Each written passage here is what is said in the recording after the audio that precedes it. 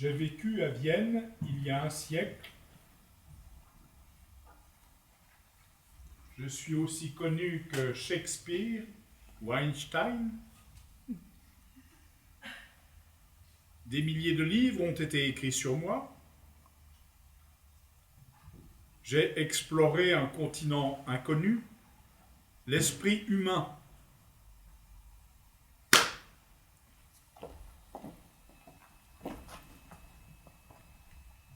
Qui suis-je? Sigmund Freud.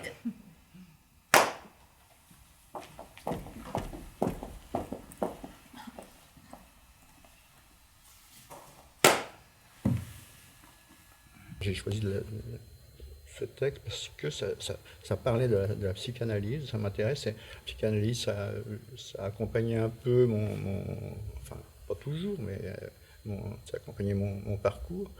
J'avais déjà monté des textes de Marguerite Duras et c'est un rapport beaucoup avec la psychanalyse. Freud 2, également RK, homme d'affaires. Freud 3, également RF, homme d'affaires, et l'employé des chemins de fer. Dora, 17 ans, la Dora du Cadora. Fille de Herr F, confidente de Frau K, amie de Herr K. Également Anna, la fille du docteur Freud. Et Gloria, une féministe des années 70. Lou Andreas Salomé, psychanalyste. Également Dora, adulte. Martha Freud, la femme de Sigmund Freud. Frau F, femme de RF. Frau K, femme de RK, maîtresse de RF. Disons que c'est l'histoire d'une jeune fille qui a été perturbée dans son enfance, perturbée par différentes choses, soit par son père qui est, disons, malade, mais malade de par le sexe. Je lui ai demandé d'être raisonnable, mais elle a poursuivi sur sa lancée dramatique. Quoi de plus naturel? Tu préfères le croire lui parce qu'elle et toi, vous êtes amants. Nous avons une amitié. Tout ce qu'il y a de plus honorable, ma fille. Moi, Frau K et son mari. Et maintenant, le mari et toi, vous vous êtes mis d'accord sur le prix de sa femme. Quel prix? Ta fille! Moi! Il veut m'utiliser comme tu utilises sa femme. Quelle idée délirante, monstrueuse. Je serai sa pute comme elle est la tienne. Mais l'obscénité, docteur, comme si un diable à l'esprit grossier et braillard était entré dans son corps. Pour la dernière fois, si tu m'aimes, il faut que tu arrêtes de la voir. Dora, tu ne peux pas me demander ça, c'est cruel, irrationnel. En fait, c'est une pièce qui parle beaucoup de la sexualité et du sexe, soit chez la fille, soit chez le père, et soit chez les autres. Tout le monde est embrouillé par le sexe. Oui, je préférais quand tu venais me voir pour m'apporter une pomme. Et je te donnais un livre ou une fleur. Et toi, tu me donnais beaucoup de baisers. Avec tes petites lèvres, tu couvrais mon visage de baisers. Entre deux petites gorgées de vin blanc, tu me donnais des baisers. Baiser, baiser.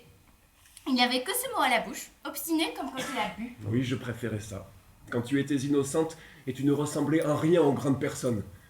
Tu étais mon amour parfait, mon amour innocent. La plus belle chose qui m'arrivait tous les 2 jours.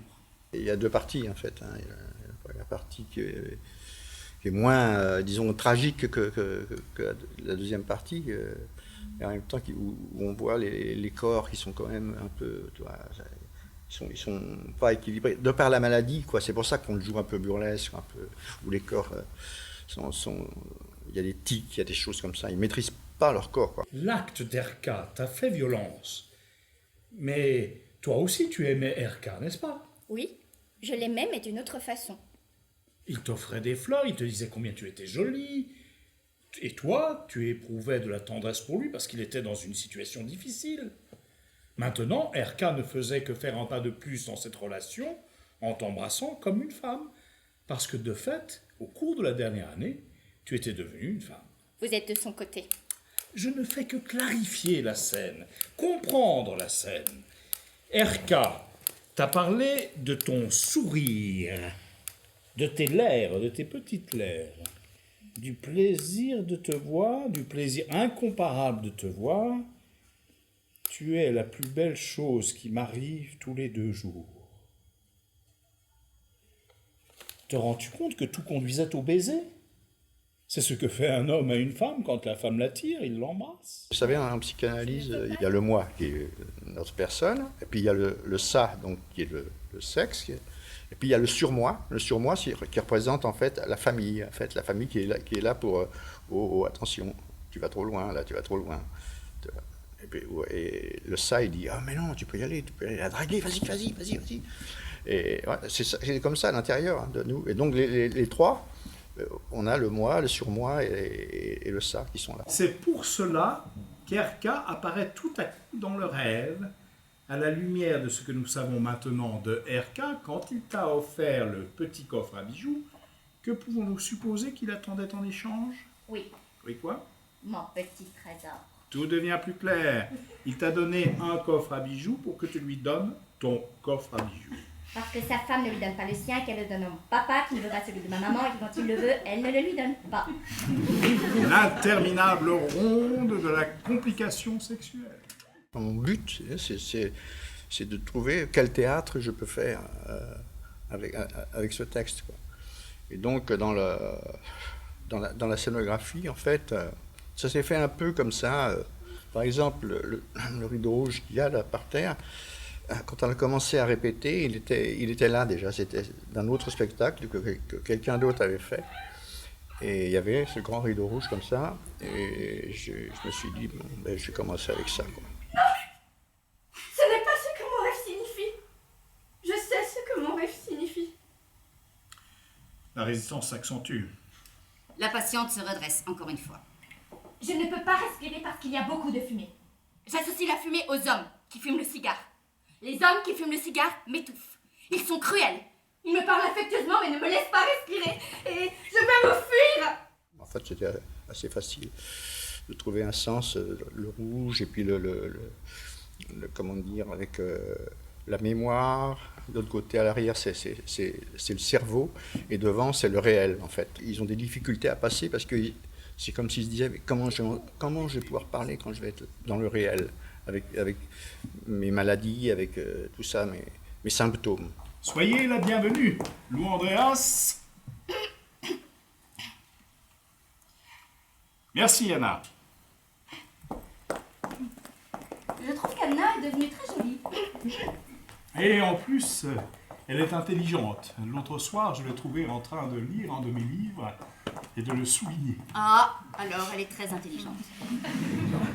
On voit bien que Freud avait quand même un problème avec les femmes, sur ce qui c'était presque une catégorie sous les êtres humains. Enfin, c'est un être humain, mais pas comme les hommes, les femmes quand même. Pour lui, il dit ce continent noir, ça lui fait peur.